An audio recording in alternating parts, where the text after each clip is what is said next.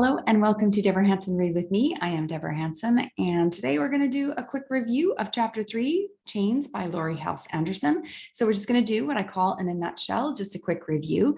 And I'm going to go through the slides so that you can see the notes that I've taken for the chapters, just in case you also need to take some notes or you need some key points that you need to talk about in a book club discussion or maybe for a class. Okay, so basically in a nutshell, after the funeral, the realization that they are not free as expected kind of starts to settle in with Isabel, and she's kind of panicking a little bit because now she's not sure what to do. And of course, Mr. Robert doesn't exactly appear to be the kindest person, so now she's kind of worried. So at this point, we also know that slaves are not allowed to own possessions, but luckily the pastor convinces Mr. Robert to go back to the house to get their blankets and shoes, because he says to them, listen, if you have some things, you might get a higher price, which we know that Mr. Roberts is all about the money. So here we go. So anyway, he does do that. He goes back and they are allowed to take the shoes and the blankets, but nothing else. They have to leave everything else behind, including Ruth's favorite doll and some items that belong to their parents. But just before leaving, Isabel sneaks some seeds from her mama's jar into her pocket. It's just a small connection to her mom. She doesn't know what she's going to do with them, but she just feels like that's at least something that she could take with her, that she could hide from Mr. Roberts without him seeing it. So then they travel to Newport. Remember, they have the wagon that they borrowed from the pastor. So they travel to Newport, where Mr. Roberts' plan is selling the girls, right? So he goes up to the local tavern because he thinks that's going to be the best place to sell them. And so he gets the girls together, and the owner's wife, Jenny, is really not pleased with this. Like, she is not into this whole selling people thing. So she kind of makes her ideas clear, and his response is basically, go get your husband, because I'm not talking to you about this. I just want to make a quick sale and I want to be out of here. Nice guy, right? Remember this.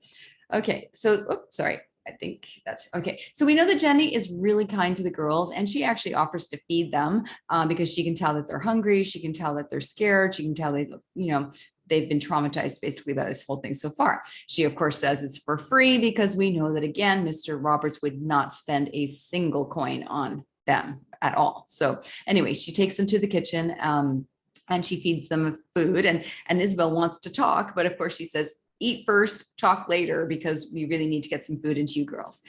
We learned that Jenny was friends with their mama, and that she remembers how smart Isabel had always been. She said she remembered that she had a really good memory, and she sort of talks about their mother, Dinah, and talks about how they worked together long ago.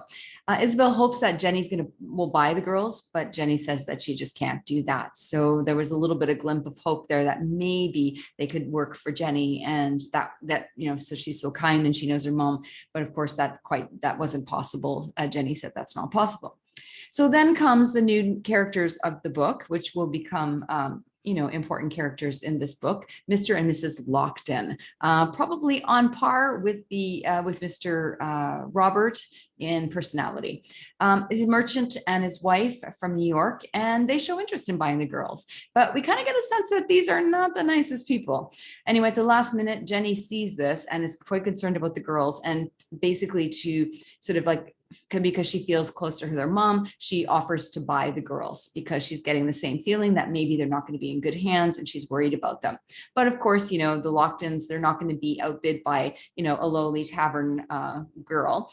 So they raise the offer and then they outbid her. And Jenny is just heartbroken because she knows she can't go any higher.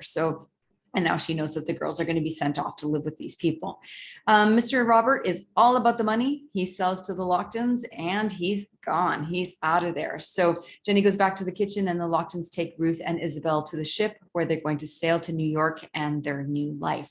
So we have to make some predictions here, maybe. Think about, now know what kind of people the Locktons are. We know that they're scared. We know that they don't know who these people are. We know that they outbid them because they didn't really want them with Jenny. So let's try to make some predictions as to what kind of life Isabel and Ruth are going to have here. So that's probably something a book club would ask, or even your teacher would ask.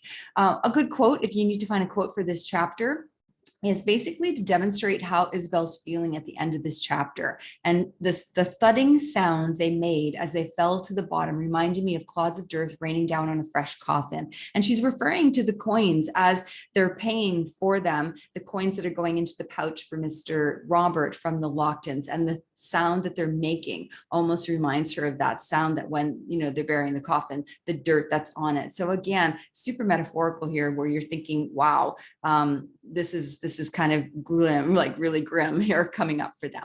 So that's the end of chapter 3. So we're going to do a review of chapter 4. If you need that, just follow the video. If you really like the video, please subscribe. It really helps me. And my students really like to see my numbers go up. So thank you very much and have an amazing day.